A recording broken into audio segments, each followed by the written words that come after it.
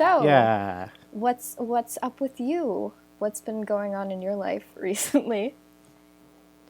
Not much. Yeah? I downloaded a VR horror game Yeah? recently.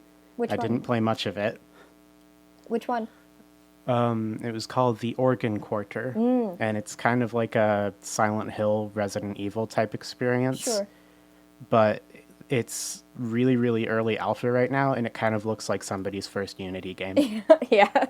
I imagine Yeah. like a lot of VR games that are going to be Yeah, coming out are going to basically look like like that. 100%. Yeah. Cuz I Yeah, it's all of them. yeah. I mean, Yeah. like some like bigger developers are like doubling VR. Like I mean the new Resident Evil game you can play in VR, I'm pretty sure. Yeah. Yeah. Yeah, you can. But it's But only on PSVR. oh You sure. can't play it on like the Vive. Oh sure. So yeah, it's gonna be a weird area of transition, I feel. Yeah, there's okay. There's this one game, I don't remember what it's called. I think it's literally just called My Virtual Pet. Uh-huh. And it's like the worst game on Steam and it's VR. It's so weird. Like, It's I mean like oh, it I feel like the fact that there's not a lot of games is not going to stop VR from being popular. It's just going to be like a super weird period for yeah. maybe the next like couple years, I think. Yeah. Yeah, it's called My Own Pet. Mm-hmm. And it's basically just like very rigid models of dogs Oh, sure. in like a flat texture of some grass and some trees, and the dogs just slide around on the ground. It used to look different. It used to be like bunnies that were made out of just like 5 circle polygons that were stretched, Uh-huh. and then they changed it because they got like some feedback. Yeah. But it's still not anything. Like it's nothing, I mean, they just have and dog it costs assets now. $6. Yeah, it's I don't know what it is or why it exists, but it's there. I mean, probably just as like an experiment in working with VR, I guess.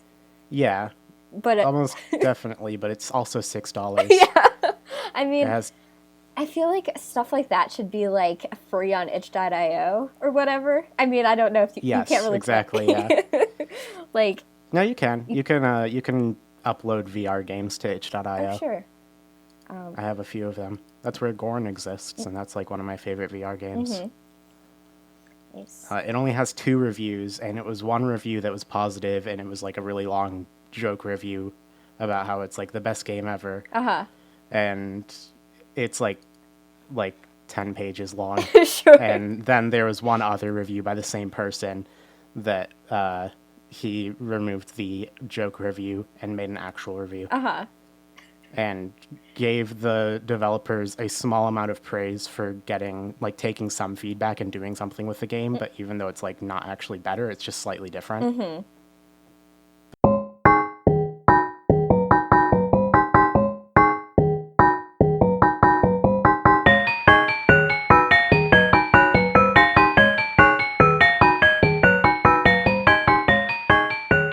But yeah. Yeah. Hey, let's talk about the movie. Yeah. Welcome to Fear Baiting, everyone. I'm Blair. Luna won't be with us this week because that's how our... I'm Luna. Yeah, you're Luna. Yeah. Yeah, hourly... I'll be your Luna for today. Yeah, friend of the show, Alec, will be our stand-in Luna.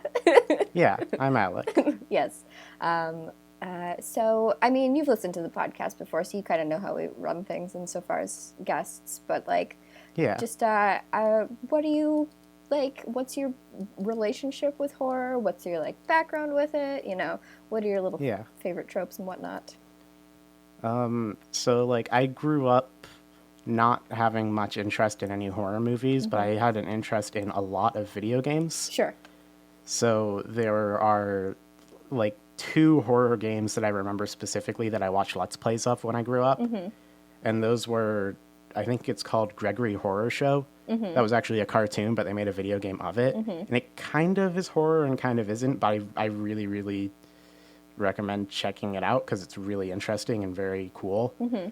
But it's basically like it's this kind of like haunted house cartoonist vibe. I think it's a Japanese cartoon, but it's all CGI and everybody is basically made out of like blocks. Sure. Kind of Minecraft style, Yeah, but yeah. obviously this was way before Minecraft was a thing. Right. But it's like genuinely very like surreal and kind of frightening concepts, but kind of framed in this very like childlike view. Sure.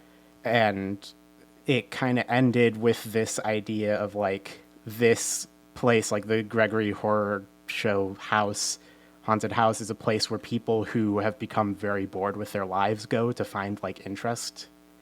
Like people who just don't really have anything going for them or any like interest or anything go to this house to have like something to make them feel anything, which is a really, really weird kind of concept for what it is, because it's this very childish kind of environment. Sure.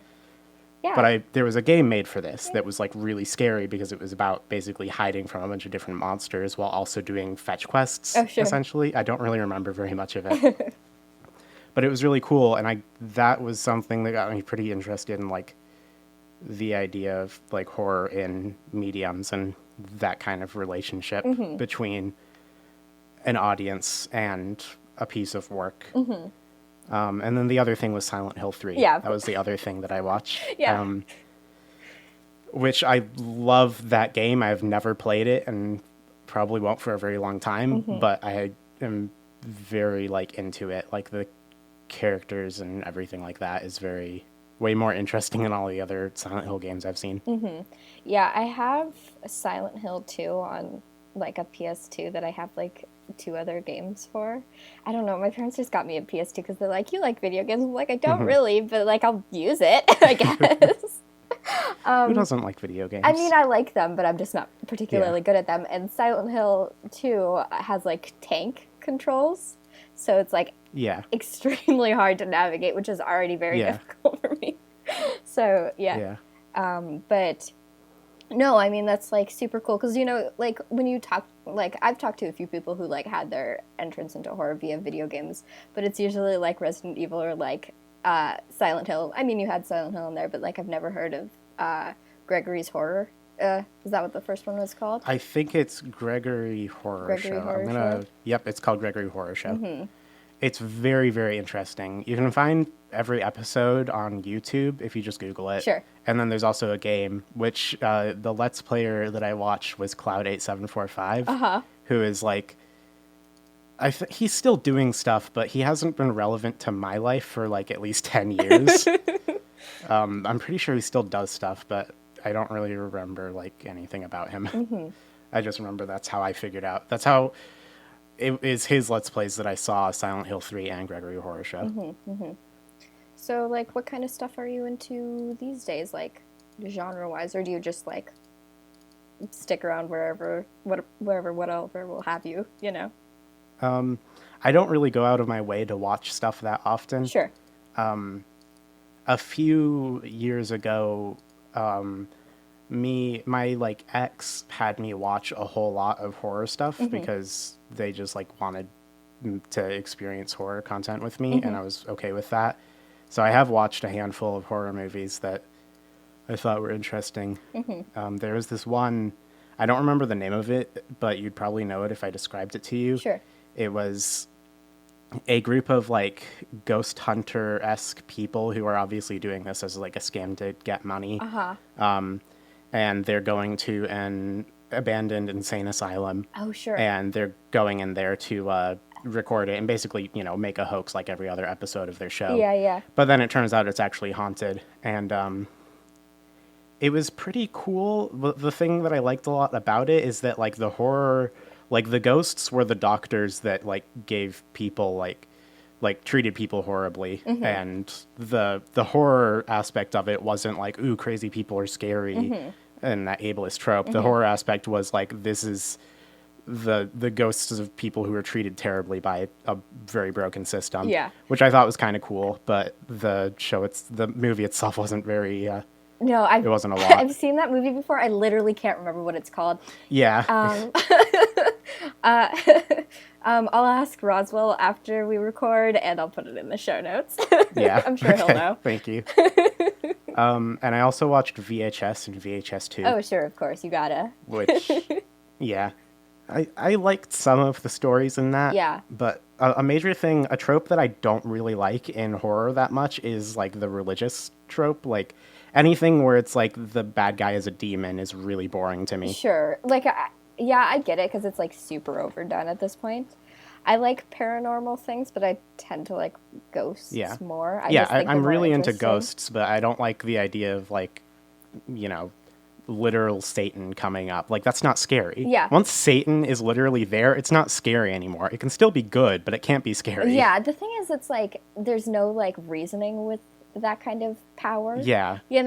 Whereas, like, there's some, like, personality to ghosts. Whereas, like, if you have a demon, it's just like, so the object of this, like, this antagonist is literally just to be evil, which can be useful in some cases, but, like, when you see it 1,000 times, it's not that interesting. Yeah. Mm-hmm. I'm trying to think of other horror movies I've seen.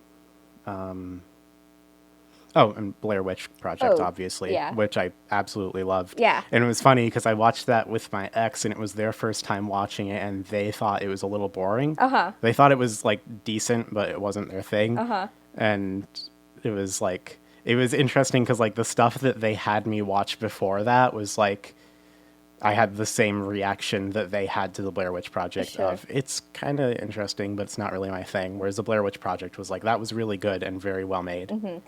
Yeah, I totally get people who are turned off by the Blair Witch Project just because it's like a different pace from, like, especially if you're like, if say like a Paranormal Activity was the first found footage movie you ever seen, which is like, and like, like my generation, like a bit more common, I feel.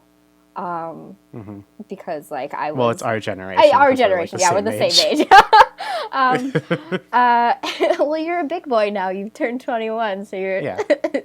So now you're the old baby boomer, and I'm the millennial. Yeah. I'm the baby boomer.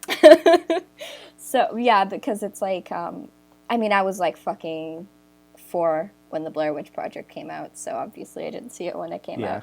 But, like, it's just like... Since it was the first, it had, like, a totally different pace than I feel like other found footage movies, because you can't really replicate the same exact concept. You can take inspiration for it, but I think it's really challenging, and that's why, I feel like it puts people off, so I totally get why. But anyway, that's my little, like, I don't know, whatever. Anyway, we watched a movie this week. We did. Yeah. We watched a bit of a horror classic, one I've seen a couple times and one our guest has not seen. We watched The Shining. Which is, I mean, it's a classic, based off of the Stephen King book and directed by Stanley Kubrick, so, yeah. But you had... I took 8 pages of notes. Yeah, very fastidious. I took 0 pages of notes. But, I mean, I felt like I didn't really need to because I've seen this, maybe twice. Like, I think that's fair. Yeah, I've seen this maybe twice in totality before, but I've seen, like, probably a cumulative of, like, 3 times just because of the bits and pieces I've seen of it, like, mushed together. That's how that works out. Yeah. Yeah. 2 viewings and 4 quarter viewings. Yeah, exactly. So you had seen, you wanted us to watch this because you watched like a part of a documentary on it. Yeah. I watched at least half of a documentary that I don't remember the name of that was about the symbolism behind a lot of the different stuff in... I think it was just generally Stanley Kubrick movies, but it featured, like, prominently The Shining. Yeah. And, go ahead. I mean, I know there's one that's specifically about The Shining called, like, Room 237 that's got, like... I think that was it. Yeah. It's got, like, mixed reviews, but it's, like, like, the stuff I know you were mentioning to me, like, all seems, like, pretty credible because it's, like the Nazism symbolism, like the Native American the general symbolism. Genocide themes. Yeah. I like there's a lot going on thematically in this movie, which makes sense because it's 2 hours and 30 minutes roughly. So there's like a lot of space to cram a lot of stuff in it. So one thing I'm kind of realizing now is that, like, you were telling me earlier while we were watching that a lot of people had this mixed review of, like, there's some stuff that's like, okay, that's obviously what it is, and there's some other stuff that's like, that seems like a stretch, and I don't know if that's accurate or not. Uh-huh. And I think the reason I was really into the documentary when I was seeing it is because I didn't have any reference. Sure. Like, I couldn't look at that and be like, oh, that's a stretch. I just had to accept it at face value. No, yeah, totally. I mean, like, I get that, you know? I don't know if I've seen much of the documentary. It seems like something my dad would be really into, and it would probably be playing in the background while I was doing something else in the living room. But yeah, I've heard people talk about it. But like, the main critique I hear about it is the fact that this person talks about how if you play it backwards over the top, you playing it forwards, like there's like lining up. And I mean, like, I can't remember if that was in the one that I saw. Yeah. Like, because I mean, I get why people... It seems like a stretch. Yeah, I get why people would think that, but the thing is, there's a ton of really long shots in The Shining, so it'd be super easy to line up, like, basically at any point in the movie. Any two long shots. If there's a long shot, it's very likely that it's matched up with another long shot. Yeah, exactly. But let's get into the meat and potatoes of this movie. There's a lot going on, because I mentioned it's a big movie, so we'll try to be as... Yeah. I'll start us off, since I have very in-depth notes. Mm-hmm. So, in the intro to the movie, it starts off with just a faraway shot of a car driving through, I guess, some mountains, I think. Mm-hmm. And it holds that while the credits play over it for a while. And you see the main character, Jack Torrance, going into an interview with a Mr. Ullman. And he's directed to their office, and him and his secretary Susie is there, who you know, that's the only scene that she exists in, but I wrote down her name anyway. And the Mr. Ullman tells Susie to go get Bill Watson, and then they can start the interview. And then it cuts to them at home. It cuts to the mom and the kid, whose names are Wendy and Danny, which you don't find out until like 20 minutes into the movie, I noticed. And it's them discussing the trip that they're going to be taking to this hotel. And the kid seems very not excited about it. And then he talks about how he can't make any friends in like the places that they moved to. And he does a little finger puppet thing where he talks in a kind of squeaky, raspy voice and moves his finger around.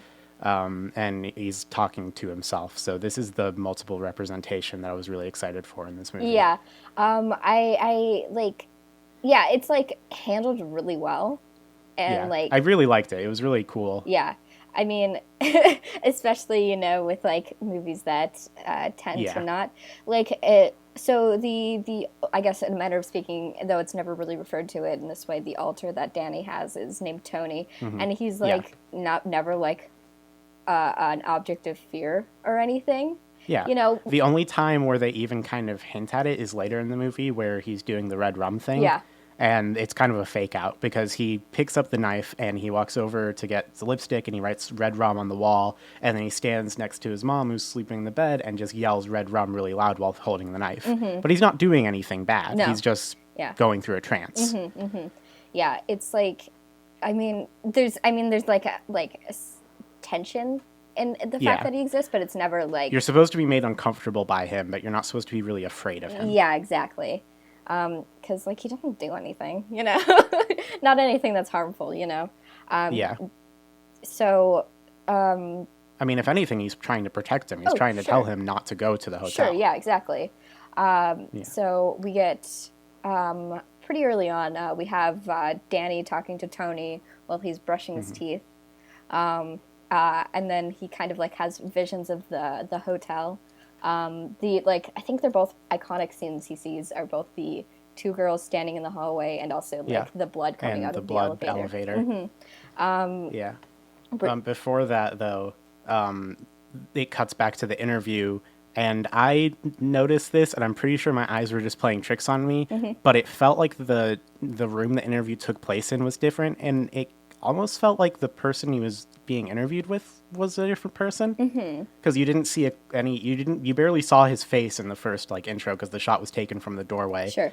But it felt like it was a different person to me. I'm probably wrong. And I'm probably just trying to read into things that aren't there. I mean, I think it'd be worth a second watch to find out because, like, those kind of, like, changes in detail. This is, like, this is a pretty detail-oriented movie insofar as there's a lot of things going on and a lot of, like, more subtle things going on as well. So, I mean, I wouldn't be surprised if, like, anything changed, you know? Because I know, I mean, this isn't like a change, but I can't remember what scene it is in, but there's like a statue of like an eagle, like a Third Reich eagle somewhere. And so obviously another reference to like, like the whole genocide thing, but nothing that's like that whole thing. That whole thing. But it's like, you know, you probably heard about it. I mean, that theme, you know. And, but it's not anything directly referenced. So, I mean, to have something. There's a lot of stuff in the background that isn't, like, even focused on in any way that happens. So I love that kind of thing. Yeah, like, me too. I think that kind of thing in art, because the coolest thing about art, or one of the really, really cool things about art and, like, being an artist is hiding stuff. Like, hiding things that only a few people will see. Because I feel like if an artist like makes most of the meaning behind their work hidden from the general populace, that adds such a layer of like personal depth to it. Like this is something only a few people will experience.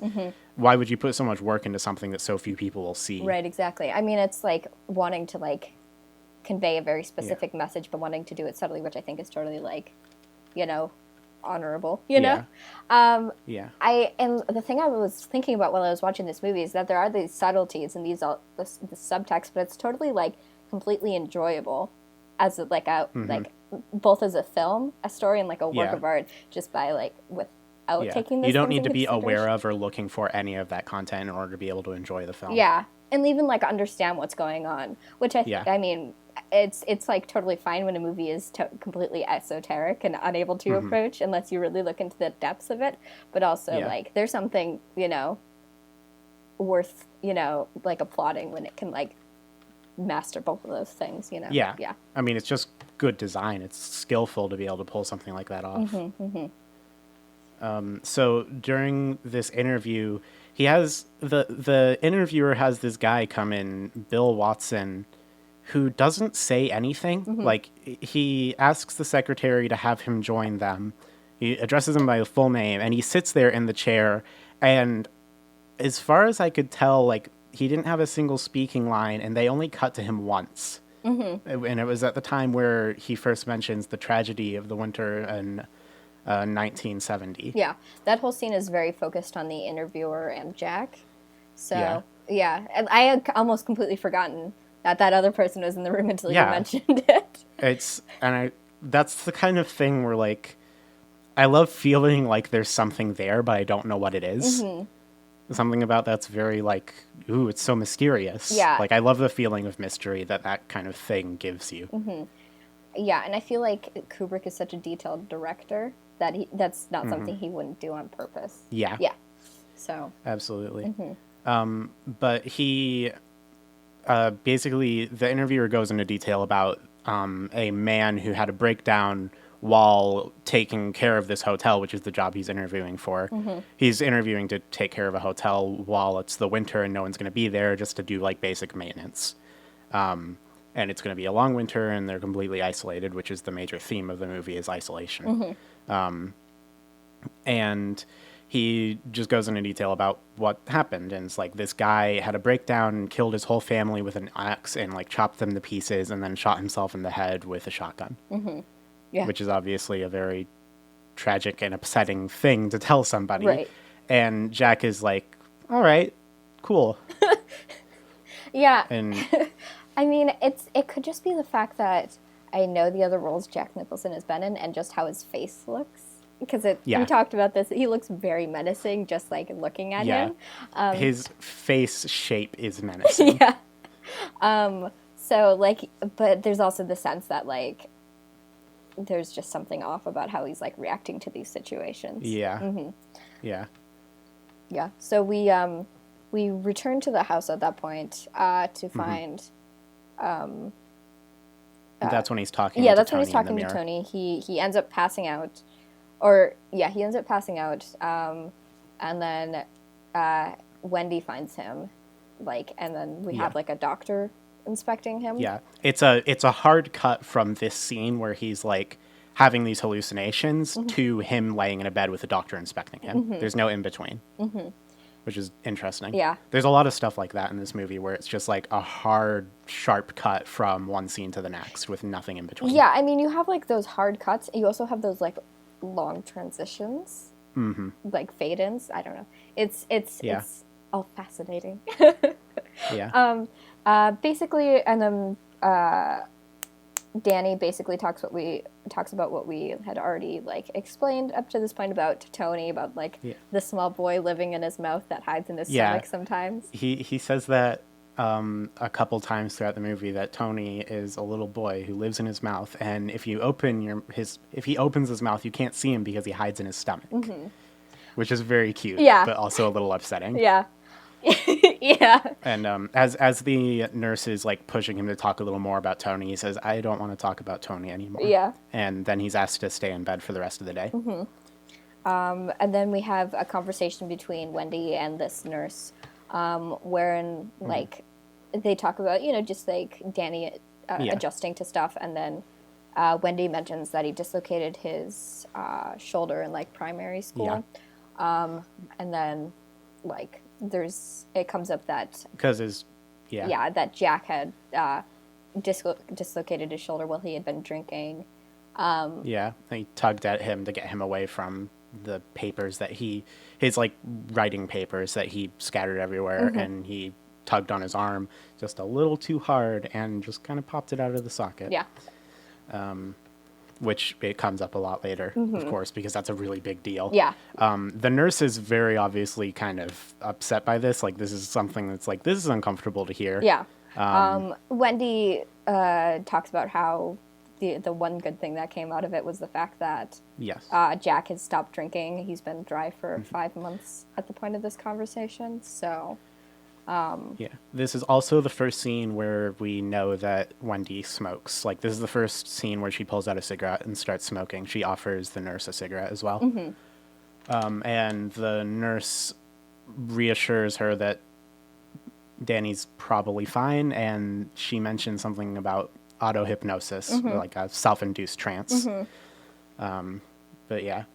And then we get our first title card after the first title card that I missed and didn't write down. But this title card is Closing Day. Where this is when they're driving up to the hotel, right? The father, Jack, this is the point where I didn't know anyone's name yet, so I was just writing down everything as the father, the child, the wife, etc.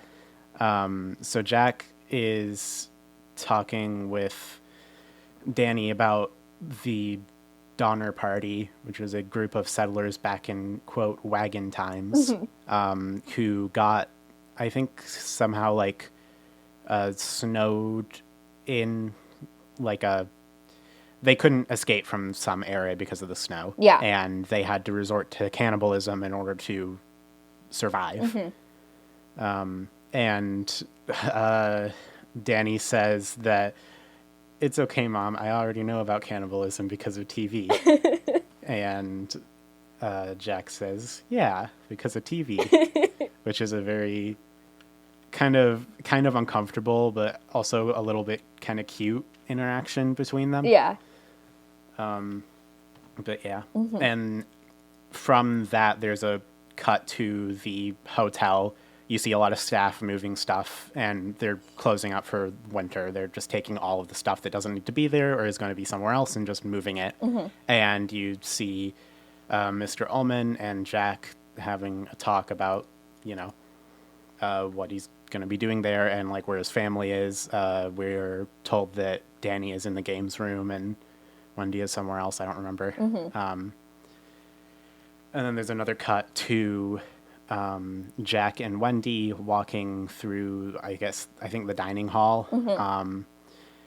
this is where they're just having like small talk basically, but Wendy mentions that there's a lot of Native American decor that's very beautiful, and Mr. Ullman says it's all like authentic from a specific tribe, which is pretty subtle, really one of the few direct references to the fact that this place is like, I think there's heavy implication that this place was built on like an Indian burial ground or something like that. Yeah. But I don't know for certain. I mean, yeah, there's definitely I don't want to be apocryphal. Yeah, there's definitely a bunch of like negative energy around here regardless. So, yeah. But I think the fact that, all this like Native American imagery is being like reappropriated into like this sort of like bougie white context is meaningful. Exactly. Yeah. And here we have our first scene where we see the twins in the hotel. This cut is to Danny just playing with darts by himself. He is throwing darts at the wall, or at the dartboard. He goes up to the dartboard to pick them off, and the music has a very shrill tone playing. And this shrill tone is pretty indicative, almost consistently, of some sort of paranormal event happening, or some sort of vision happening. But there's a zoom in on Danny's face and a cut to the twins and a cut back, and they stare at each other for a while, and the twins walk out of the room. Yeah. And the scene continues as normal, basically. Then there's a cut to Jack and Wendy touring the rooms that they're going to be staying in with Mr. Ullman, and Jack says it's very cozy and homey and stuff like that. Then there's another cut, them walking outside. They talk about the Snowcat, which is just like a special car for driving around in the snow. It's basically a tank, from what I noticed. Yeah. This is obviously pretty foreshadowing. It's like a Chekhov's gun situation. Sure. It was going to be important later. Because why would they have this scene where they go out and see this and not have it mean anything? Right. Which isn't really a smart thing to say, because there are a lot of scenes that don't seem to mean anything unless you really read into it. So, but yeah. Then they're walking in the dining hall again. They mentioned that they remove all alcohol from the premises for like insurance reasons. And Jack says, well, we don't drink. Yeah. So, yeah. And that's also obviously pretty heavily foreshadowing that, like, he's going to be pretty upset about the fact that they don't drink. Yeah. I mean, there's just, like, immediate tension surrounding Jack, Yeah, definitely. So, like, everything about him seems, like, very reluctant, except for the fact that he's going to be at this hotel. That he seems, like, super into, which, I mean, is also... He's very into that. Yeah. Yeah. He's a writer. We haven't mentioned this. I just realized that. Yeah, he was a school teacher, and now he's a writer. And he's going to like this hotel to have some isolation while he writes. Yes. Writes one sentence. And so after this scene, or at the end of this scene, Danny walks in. From outside, walked in by a woman who I don't think gets a name or an occupation of any sort. She says that he was outside looking for them. I think this is the first time where it's revealed that his name is Danny. And then shortly after, it's revealed that the mom's name is Wendy. There is a cut to them walking through the kitchen area with a new character named Dick Halloran, or Mr. Halloran, and he's black, which is notable later on. He shows them all of like the meat, and he calls Danny by the name Doc, which is strange because Danny's parents call him Doc as like a inside joke kind of reference to like Looney Tunes, Bugs Bunny type stuff. Yeah. And that's like a nickname that he has, and they haven't referred to him as Doc at all while they were there. So right away, like, oh, this guy knows something that he shouldn't, which is very strange. Yeah. Sorry for like, I was like, for this past like 2 minutes, I was like, my sweet mate was texting me, can you get the Advil from my room? Because I'm in her room right now recording. And then like, she's in here right now, covertly replacing the Advil. Yeah, sorry for just like talking nonstop for the No, past, it's like, okay. 20 Like minutes. you were filling time where I would where I was trying to like dig through her drawers to find it. Yeah, that's fine. Yeah, but it's where were we? I am basically just reading off my notes. We should probably take some breaks to like talk about things. Yeah. Yeah. So we were talking about Mr. Halloran was just introduced. Right, and, yeah. And this is where we get introduced to the concept of shining from him. Yes. Because he talks about how, well, he like... He says, you know how Danny I need your alone, name. like, with some ice cream and stuff like that. And there's one really interesting and thing. he talks about how his... and I just realized what this was. But as Danny and Mr. Holland and Wendy are standing in, like, the pantry room, and a shrill tone starts to play. Danny looks like he's kind of dissociating. And as the voices of the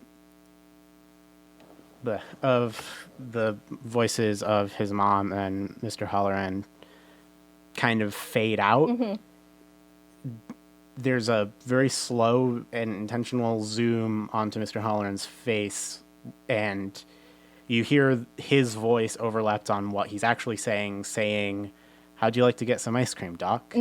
Yeah. And it's like echoing, and it's like, this is very weird at first, but I realize now this is representative of The Shining. Yeah, like, this is his ability to hear what he's saying. Yeah. Because he mentions later, like, oh, his grandmother and him used to have entire conversations without opening their mouths. Yep. And how, like, other people have it and might not know it or might be in denial of the fact that they can shine. Yeah. And he also explains the fact that this hotel, like, places can be like people, and like people, some things can shine, and this hotel has a way of shining in itself, which is like code for this hotel is super fucking haunted. Yeah. And it's sad. This part was like, I have a lot of affection for Mr. Holland because I can't like pronounce his name without slurring it. That's okay. So I'm just gonna call him Dick. I have a lot of affection for Dick because he's just like, he very genuinely cares about like making sure that this kid is safe, and just like, he's a good person. Yeah. And it sucks that obviously, like every other black person in a horror movie from this time, he dies without really any consequence. Yeah. But he's talking, he discovers Tony from Danny, and Danny talks about he's not supposed to talk about The Shining. Like, he's aware of this ability, but Tony has told him not to talk about it. Tony has not told him not to talk to them about a lot of stuff. And Tony has said he doesn't want to go to the hotel a lot. But when Dick asks him when Dick asks him if Tony has said anything about the hotel, he says he can't remember, even though we watched him say it out loud to him, which is interesting. Yeah. And it's also revealed that he doesn't remember barely any of the like visions that he gets from Tony when he blacks out. And Danny mentions room 237, and he says, "You're scared of it, ain't you?" And Dick warns him pretty sternly not to go into that room. Yeah. And then there's our next title card, which is 1 month later. Yeah. It's very sharp. Yeah. Like, it's this conversation between these characters that haven't really been the focus for a long time, and a very sharp turn to a completely different scene, which I thought was interesting. Yeah. So, like, 1 month later, obviously they've been like becoming more comfortable with their like surroundings. You know, like adjusting to the fact that they're like living in this huge hotel, just the three of them. I mean, adjusting as much as they can, I guess. I think Wendy and Jack have a conversation about this, about how, like, she's like, oh, I was actually kind of scared of this place at first. And then, like, just showing the contrast. Just showing the contrast between these two characters. He was very comfortable with it right away. Yeah, exactly. And he mentions that he felt like he had been there before, like an extremely, extremely strong sense of deja vu. This is one of our first scenes. The way, just after the title card, you see Wendy wheeling a food cart around for a little while, and then you see Danny riding his tricycle around for a very long time. Like, very, very, very long time. And we see a few more scenes like this later. But there's a lot of him just riding his tricycle around, and the camera following closely behind him, and just very long, sustained shots. It's very suspenseful. Yeah. Yeah. So I'm trying to remember, like, the next big plot point that happens in this setting. I think. After this, we see Jack next to his typewriter throwing a tennis ball at a wall. Oh, sure, yeah. And after that, it kind of holds on that for a while. And then it's Wendy and Jack playing outside, and they enter the hedge maze. Yeah, they go, and really, really good, really creepy music plays in this hedge maze for not a whole lot of obvious reason. Well, and then after this, there's... Go on. Yeah. I mean, I think it's there's like tension in the hedge maze because of the like the scene at the end of the movie, you know? So it's kind of like setting it up. It's foreshadowing. Yeah, like setting it up this vibe of discomfort in it for like later in the movie. That's a really cool and interesting way of foreshadowing something in a movie without actually like having anything plot-wise. The only foreshadowing behind the hedge maze is the music for the most part. And the fact that Jack is staring at this miniature of it, like, super intensely. I mean, like, he stares at basically everything else, but, you know. Yeah. Well, he leans over it, and then the camera cuts to his point of view. The camera slowly zooms in, and then you see a top-down view of Danny and Wendy walking around it. So it's like a weird phase between this miniature and the actual thing that's really hard to discern. And then there's another title card saying Tuesday. Yeah. So we're flying through that week. So on Tuesday, I think this is the day where, like, Wendy is watching TV, and she hears a news report that it's going to get super, like, snowy the next couple days. Yeah. And she also hears a handful of, like, missing person reports. Yeah. I mean, just some generally kind of upsetting stuff. Yeah, there's, like, I was, like, noticing that about, like, you know, conversations of, like, like, things that had happened in the past or things that were currently happening are, like, all, like, super distressing, you know? Yeah, it's all really upsetting. Even when they exist outside of the context of the movie, if that makes sense, like, they're not relevant to the, directly relevant to the it's plot. Just, like, sad, you know, if you turn on the news at any time, it's usually going to be something upsetting. Yeah. It was basically that. Yeah, but when they choose to, like, add that into a movie, like, there's... I mean, negative atmosphere, obviously, but, you know. Yeah. I don't want to spend an hour talking about this movie alone, so... So, like, the tension, not to be vague and say the tension continues to build, but the tension continues to build. There's an obvious, like, conflict of Jack between everyone else, you know? Like... Yeah. Oh, did you just send me the Google Doc? Yeah. I'm at page 3 of 8. Yeah. Yeah. I made a lot of typos, so no judging. No, that's okay. I mean, you were, like, typing on the fly, so I respect that. Yeah. Yeah. This is our first time that we see room 237 in person. This scene was really good. Oh, yeah. Yeah, Danny is on his tricycle again, and suspenseful music starts playing as he gets close to the room. He stops by the door, gets up. He kind of looks to his right as if he's, like, trying to see if anyone else is around. He walks up to the door slowly, and he looks at the room number and the handle and back again a few times. He grabs the handle.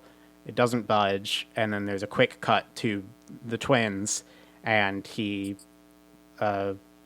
just kind of nervously walks back to the tricycle and rides away with a very obvious sense of urgency. Yeah. I like, I was thinking about this and I was like trying to decide if like Danny's actor was like good for a child actor, and I think he like isn't like the best child actor I've ever seen, but I think there's like nothing. I really liked him. Nothing about his performance that definitely takes you out of the movie, you know, which I think is that can't always be said for other, especially horror movies.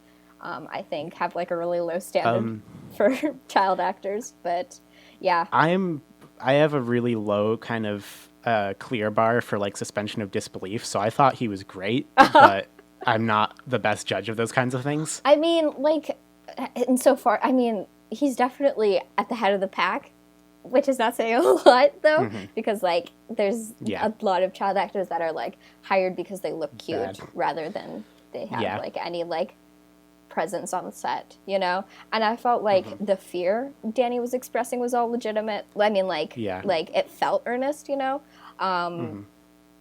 I thought like there are a lot of moments where he's just uncomfortable, and I felt like he did that really well. Yeah, I agree.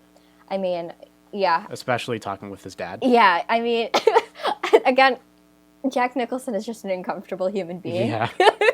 Yeah. So. Well, I felt like there was a really good sense of like just a kid walking on eggshells around his dad. Yeah, totally.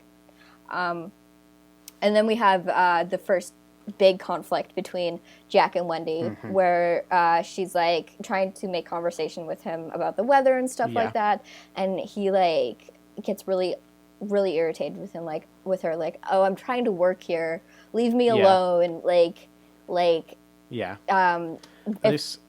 you hear any noise from here, don't go in because I'm working. If I'm here, don't fucking bother me because I am working. Yeah. I think one of the most upsetting things about Jack for me is his anger is kind of relatable in a way. Like you've been there before. Right. You can understand like being angry just in general, but not at a person and taking it out on a person. Right. And that's scary. Yeah. Like that feeling of like understanding that is really upsetting.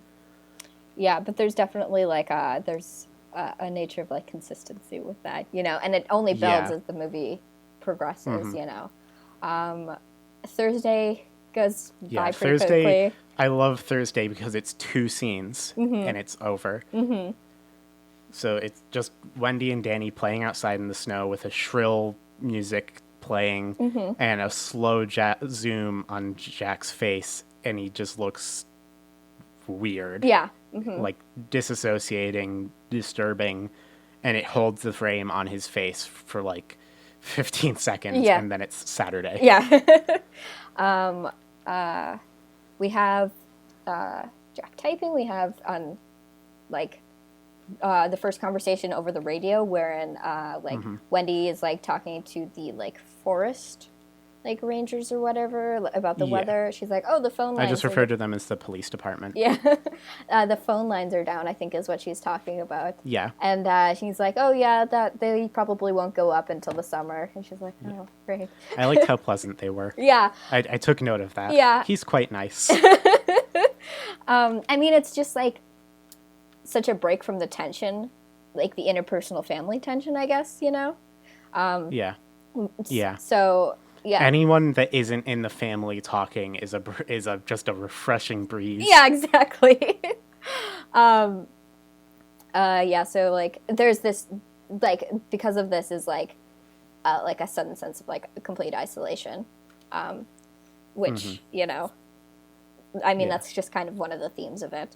And then we have on the same day we have like one of those iconic moments where Danny is like tricycling down the hallway. And then he finds the twins, like at the end, like a dead end of the hallway. Yeah. Like this is like, very iconic scene where the twins are there and they say, "Come play with us," and then it cuts to them being dead, like cut up with an axe, and blood is everywhere. And they say, "Forever and ever and ever." He covers his eyes, and he uncovers them, and they're gone. And he says, "Tony, I'm scared." And Tony says, "Remember what Mr." And I wrote down here Howerland because I didn't know what his name was yet, but I felt like I remembered it being that. It's just like pictures in a book. It isn't real. Which isn't something he said, I don't think. No. Well, which is interesting. I can't remember if he actually said that. Well, he might have said...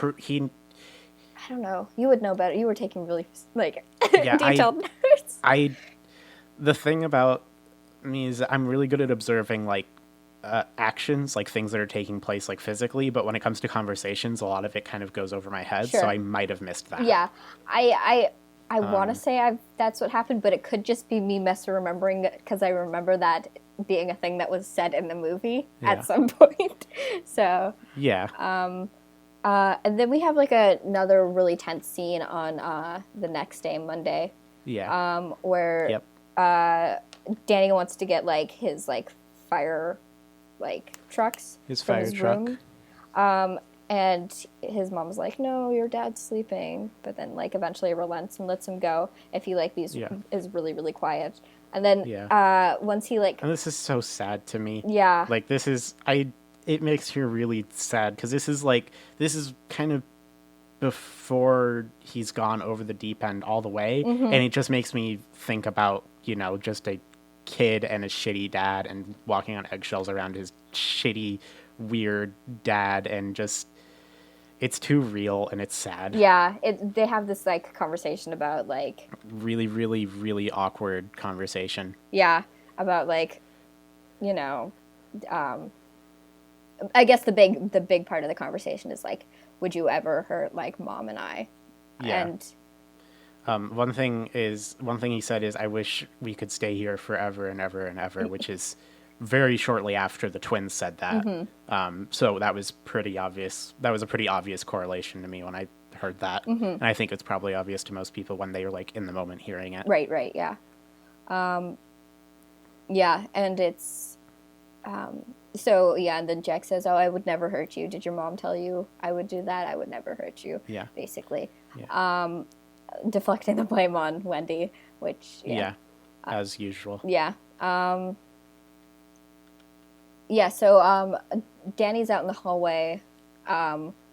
We have... So, yeah, Danny's out in the hallway. The door to 237 opens. And then... This is Wednesday now? Yeah, this is Wednesday. And then, he's, like, just trying to find out what's going on. And then Wendy is in, like, the boiler room. And then she hears... That was the word I was looking for. Yes. I said in the basement with all the tech stuff. Yeah, it was the boiler room. And she hears, like the sounds of Jack screaming.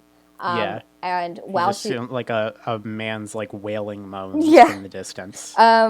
And while she's running those, like, to where Jack is, because she's, like, obviously concerned about him, she, like, those scenes are intercut with, like, scenes of him, like, face down on the table, just, like, screaming. Yeah. He's asleep, and he's just, it's very, they're all really good actors. Yeah, no, Shelley Duvall, Jack Nicholson, just really good. I'm big fans of both of them. And then, so she gets to the room where Jack is, and she wakes him up, and he tells her, like, oh, I just had the worst nightmare. I had a dream that I killed you and Danny, but I didn't just kill you, I chopped you up into, like, little bits. And she's, like, really obviously upset about this, but, like... Yeah. I mean, yeah. As anyone would be. Yeah, I mean... And the only thing she can say is everything's going to be all right. Yeah. Which is not true. And then Danny comes into the room with, like, red marks around his neck. And she freaks out about this because, especially after the thing that Jack just told her, she's like, you did this to our son. That's horrible. And then, like, she runs away with both of them. And then we have one of my favorite scenes in the movie, I think, is Jack walking into the ballroom where the bar is and used to be filled with alcohol. And he sits down at it. And, like, he starts, like, it's just a shot on him at first, where he's just, it's like... him lamenting, I would give my goddamn soul for one glass of beer. Yeah. And he starts, like, the shot stays, like, directly on him while he starts, like, talking to someone. Yeah, like it's just a straight square on shot of his face, and he smiles and starts talking to someone named Lloyd. Yeah, and there's like this expectation that like when we get a bigger shot, there's going to be nothing there. But we and then there's just a guy. Yeah, there's a bartender there. And there seems to be a rapport between the two of them, as if, I mean, again, yeah, like as if they've known each other for years. Right, exactly. This comes up a fair amount of times throughout the movie where like there seems to be this disconnect between Jack feeling like he's been here forever and also that this is his first winter here, you know? Like those two things seem to be working simultaneously for him, which like creates some confusion for him.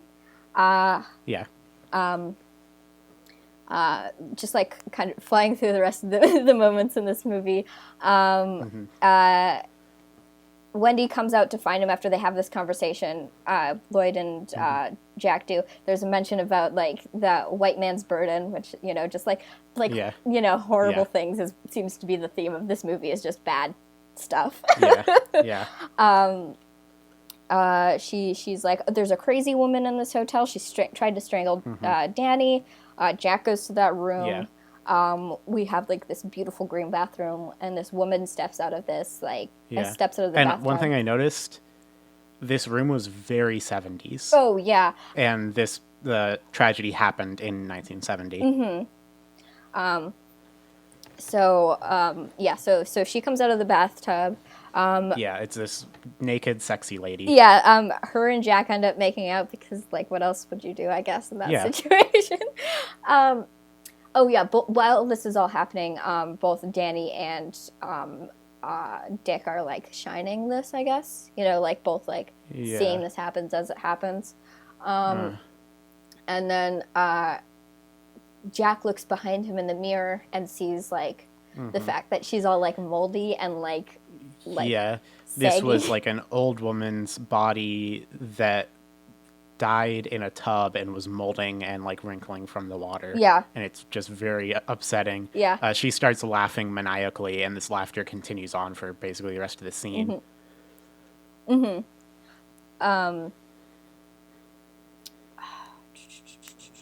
then, so Jack is like, oh, there was nothing in there. Ha ha ha. Danny must have done it to himself. And he says this with such a tone. Like, he says this with the most, like, oh, me? I'm not lying. Kind of like, oh, well, if you rule out what he said, there's no other explanation.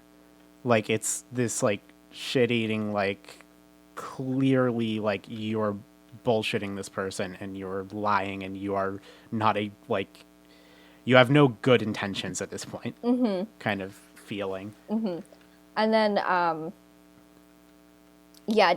Wendy is like, we need to leave this place. I don't think Danny is good, like doing well. We need to like get him to a doctor or something like this. And then Jack is like pissed off at him. He goes off. He's like, I will not let you fuck this up, you know? Like, as he's getting mad, you see cuts of Danny laying on his side in the bed, like silently screaming, basically. Like, his mouth is wide open and his eyes are wide open, and I think he's staring at it might be a vision at this point, a vision of the door with red lipstick that spells out red rum, which is murder backwards, obviously. I feel like that would have been that's like a lot easier to tell, if you've never watched this movie, if you've like watched this movie before, and if you have subtitles on. I can only imagine like hearing that. Well, maybe if you saw it visually, you'd be able to tell. But just hearing it, I think it would be like, oh, holy shit! Red rum is like, no, it's a good twist. Yeah, I didn't mean to like. Yeah. I think I only meant obviously because that's such an iconic scene. Oh, no. Yeah, I was just know about it. I was just thinking aloud about it because that was a thought I was having during the movie. I'm like, if I had no context about this movie and I was just seeing it for the first time, would that be dope or not? It's interesting because the scene where they reveal that it says red rum, the scene where like she sees the mirror, it zooms in on her face, it zooms in on murder in the mirror, that is like less than a second long. Yeah. It's really easy to miss that. So it wasn't intended to be this like super Shyamalan twist, like, whoa, it was mostly for her. Yeah. It was for Wendy, which I thought was interesting. Yeah, and then we have another, like, scene that I really like. I like the scenes that happen in the gold room, just because they're, like, they're surreal in a weird way. There's, like, Jack accepting his surroundings that are, like, so, like, anachronous as, like, you know, reality immediately.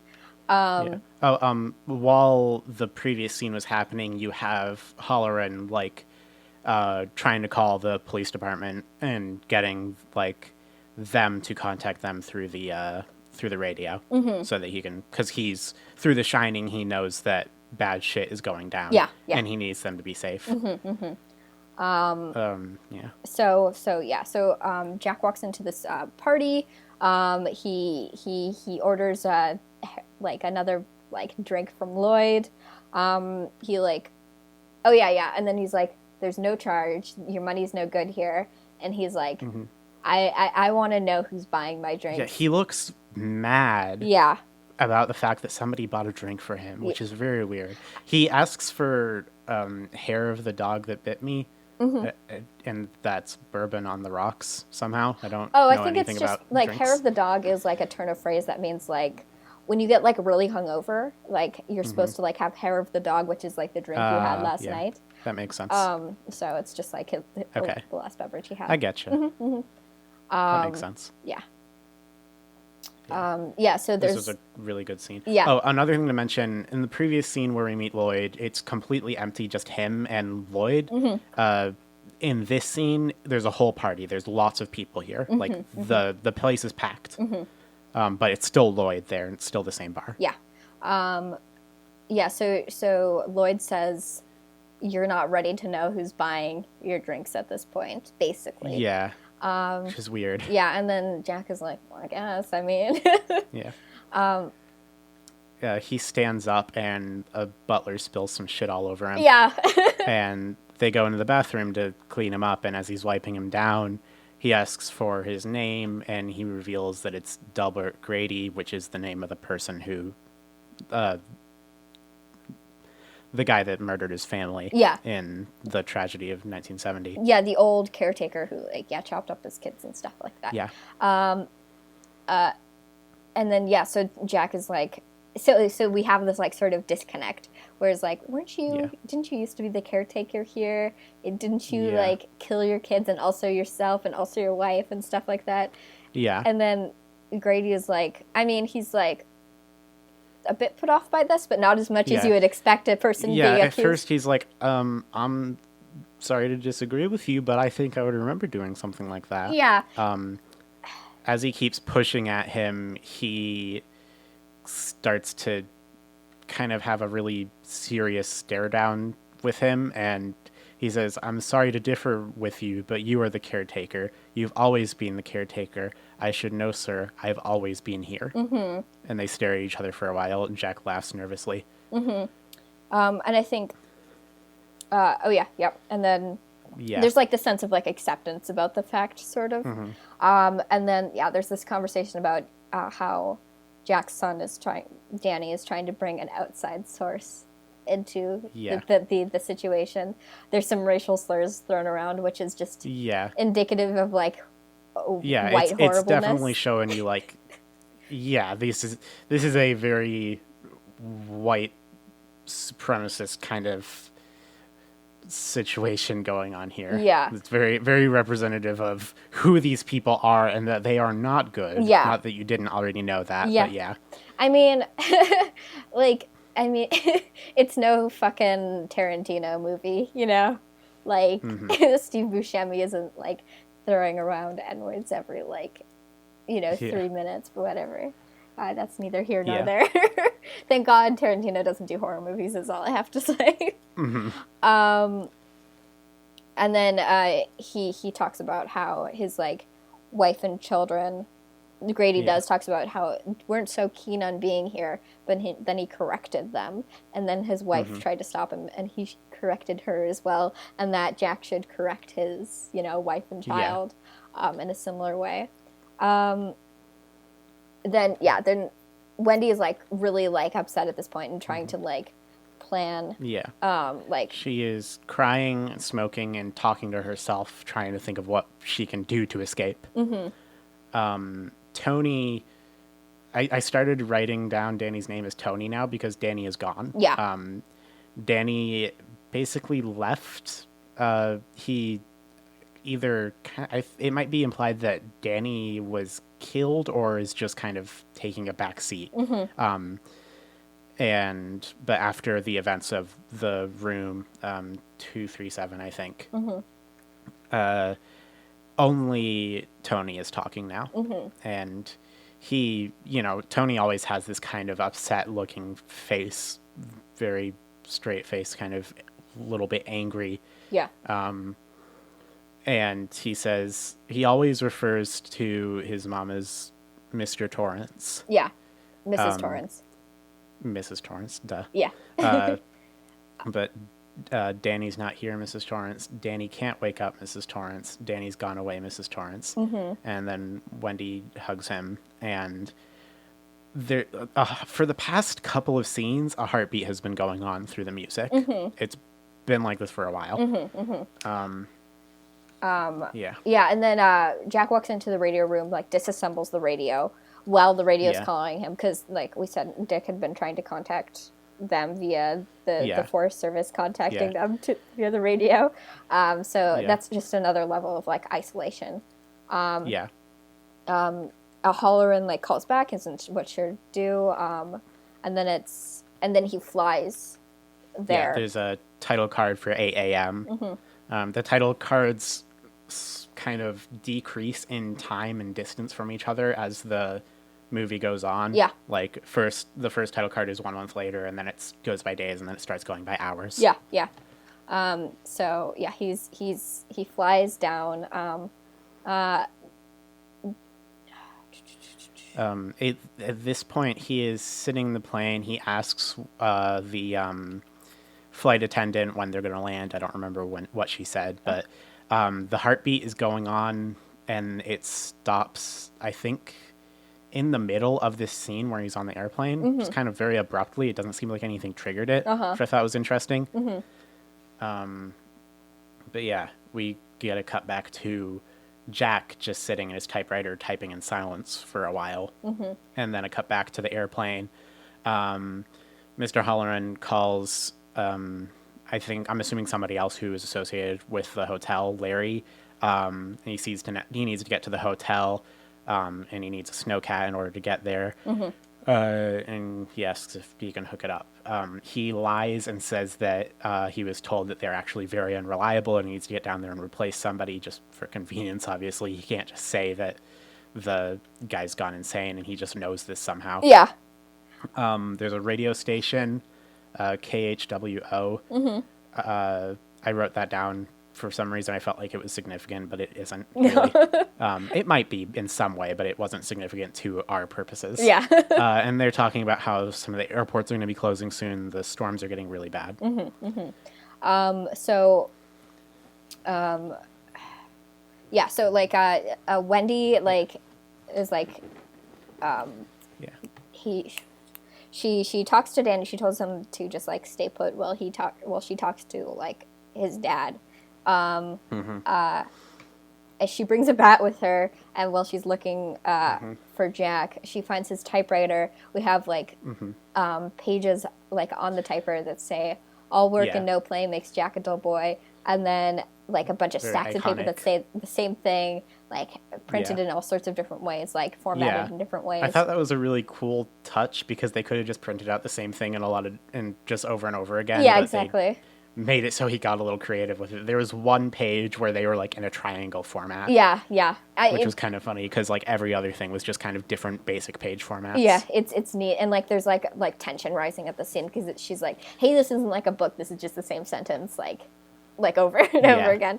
As she's she has this stack of papers that he had put to the side, and she's flipping through them, kind of panicking as she realizes he's been doing this for a long time because there's like a stack of like at least 100 pages of this.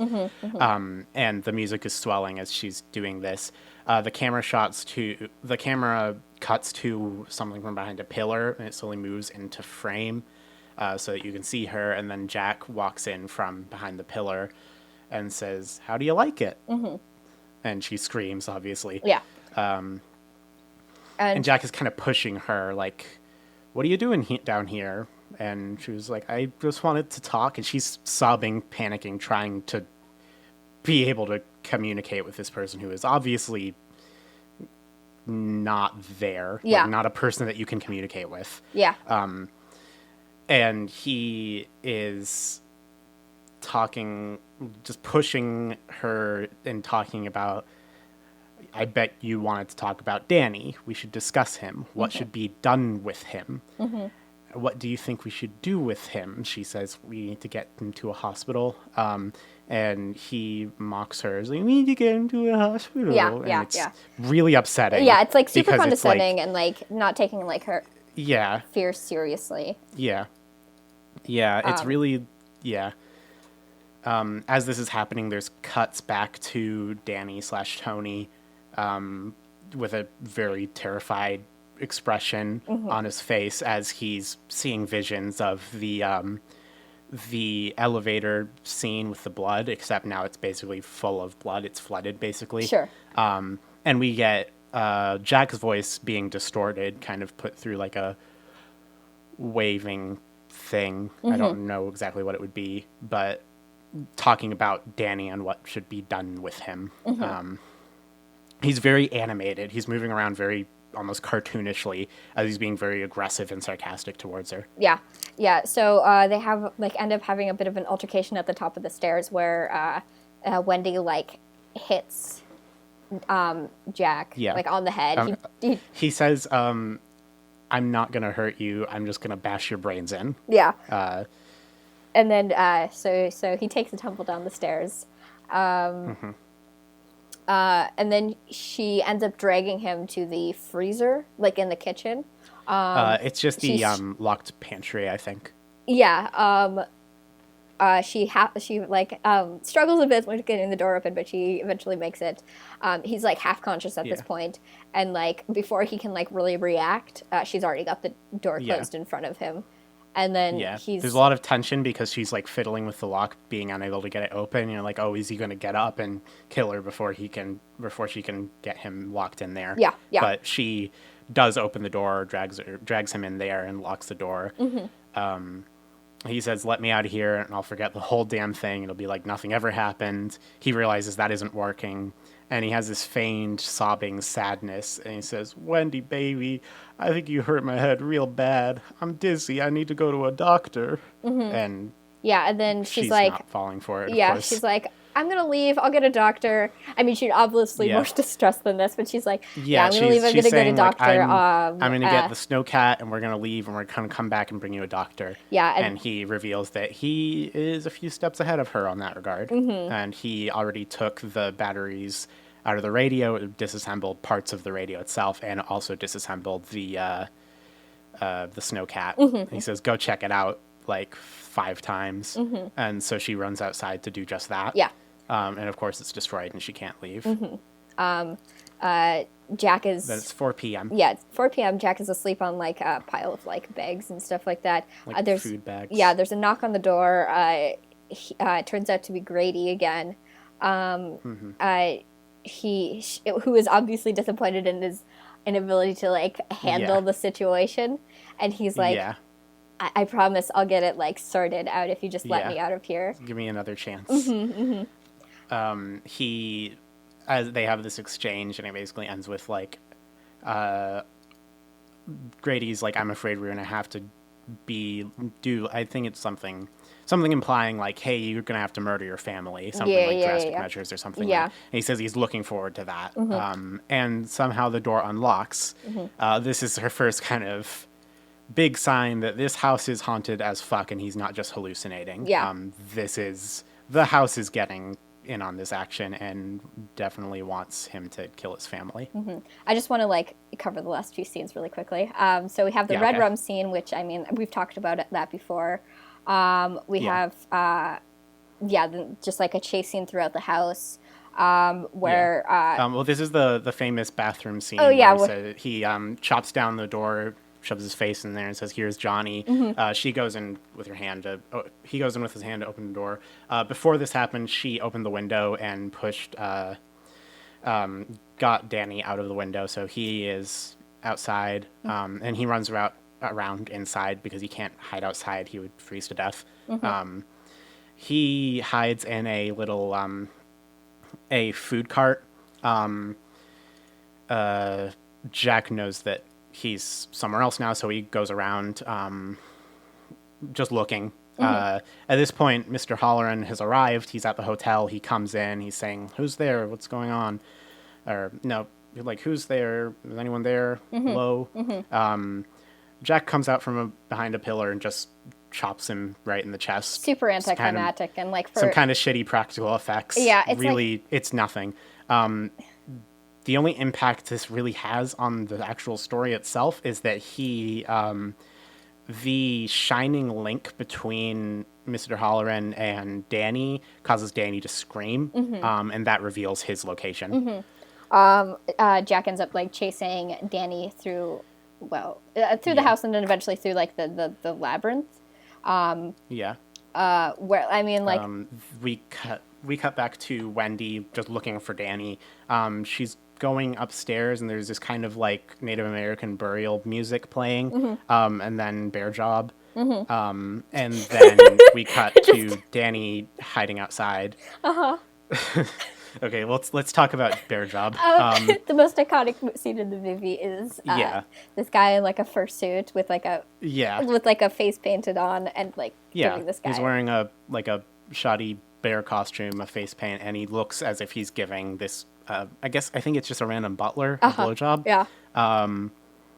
And Wendy kind of sees this and is like, I think she screams. I don't know why she would do that. I mean, I can kind of understand why you would scream by just seeing other people in this house that's supposed to be empty, but it's still pretty weird. Yeah.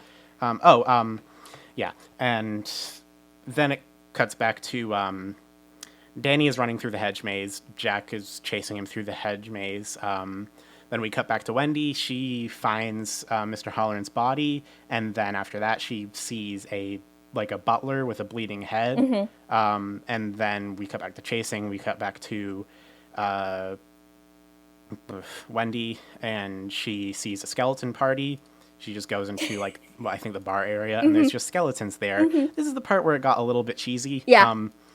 I thought that those two bits specifically weren't helpful to the whole theme of the movie. No. But, it's two very, very small scenes. I think Bear Job was brilliant. I think that was because that was over the top. That was so weird and surreal that was like, what was that? Whereas Skeleton Party was just like, oh, it's a skeleton party. Super on the nose, yeah. And kind exactly. of like corny. But yeah. So, so eventually, like, Wendy and Danny end up, like, getting away into, like, this, like, the snowcat, I think, that Halloran drove in on. And then... one thing, Danny, japes the fuck out of Jack by, like, walking backwards on his own footprints in order to mislead him, and then he hides. Which I was like... I didn't realize what he was doing at first, but I was like, oh, hell yeah, that's cool. That's tight as fuck. Way to go, kid. He hides. Jack is getting super tired at this point, but Danny basically loses Jack and then runs back on his own footprints to escape. Very clever boy. I don't know if he's Tony or Danny right now, but it seems like he turned back into Danny after he got outside. But they go... he runs away, they reunite, and they get in the snowcat, the engine starts, and they escape. Good end. Yeah. You get all the secrets and you win. There's the last two scenes are, Jack sits down in the maze. The next scene immediately is like him being frozen. A hard morning, cut with no build up, just him being frozen sitting in daylight. And then a long pan into like a picture in the main hall where it's like a huge party, and it's like that's Jack at the front, that's him, even though this was in the 1920s or whatever. So I mean, like time is a flat circle and all that kind of stuff. So, but yeah, that's the whole movie. That is the whole movie. We got through it. Yeah, we did. And we did a lot of really good jokes the whole way through and didn't just read a synopsis of the movie that I wrote. You know what? That's okay.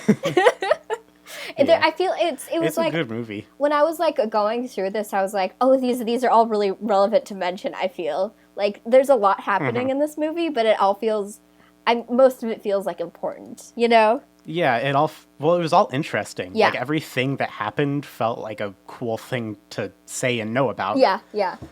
I loved that movie. I thought it was really good.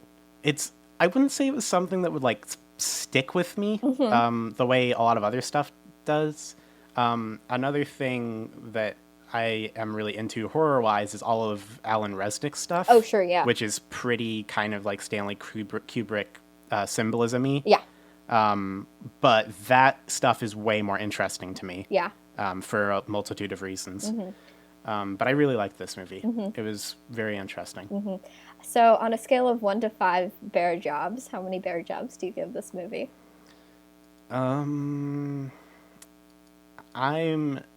Okay, so if 3 is just an okay movie and then 5 is a perfect movie, 4.5, sure. I think. I think that's fair. Because it's like, yeah, it wasn't really my kind of movie for a lot of reasons, but I felt like I have a deep respect for the movie and everything that it does right. Totally. So I feel like it deserves a really high score, even if it wasn't something that resonated with me on like the most personal and deep level. Yeah, like this is not a movie I'm obsessed with, but it's not like I like even while it's just so well made. Yeah, even though it's like just under 2.5 hours long, it's like interesting the entire time. Yeah. You know, so it's like always engaging. There's always something to be focused on and invested in.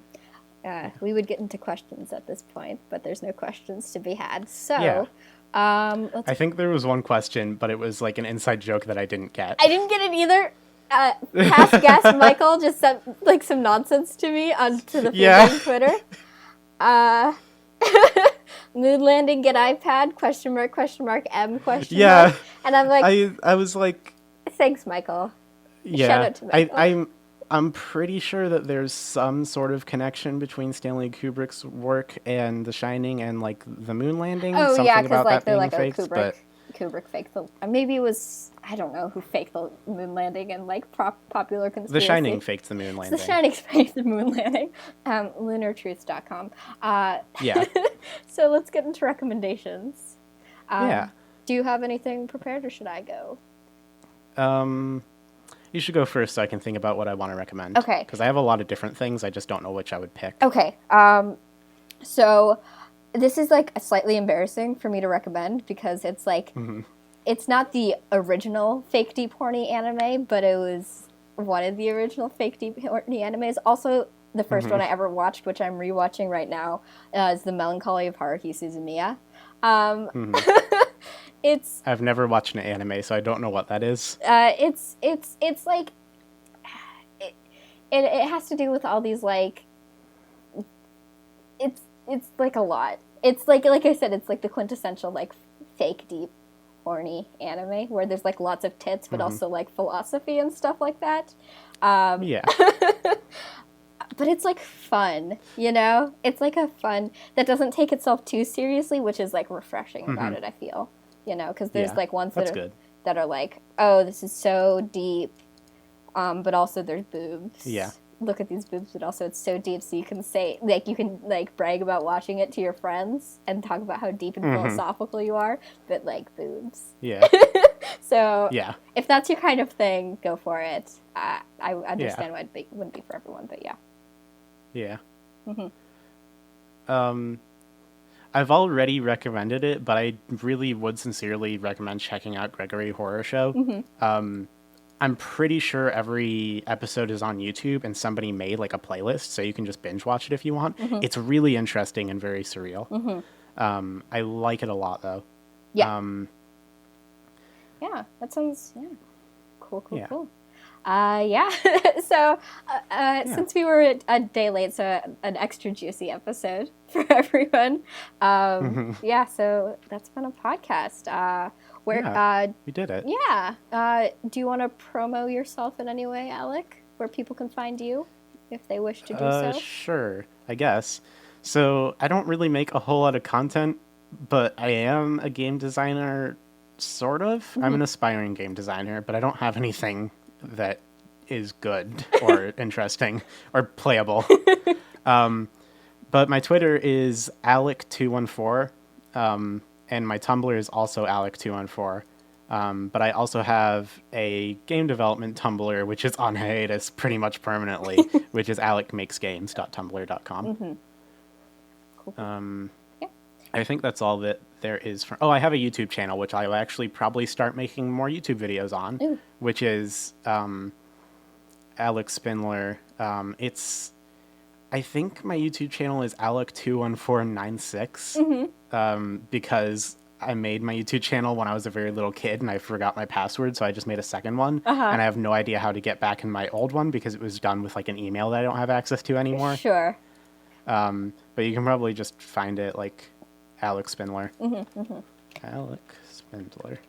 Yeah, you can find me. Yeah, there I am. You can find me on Twitter at Blair Kitsch, and you can find me on Tumblr, bramblepelt.tumblr.com. And yeah. I'm Blair. I'm Alek. And remember, do you want to say the line, Alek? Yeah. You can put a fucked up guy anywhere. Hooray! Yeah, we did it. Yeah.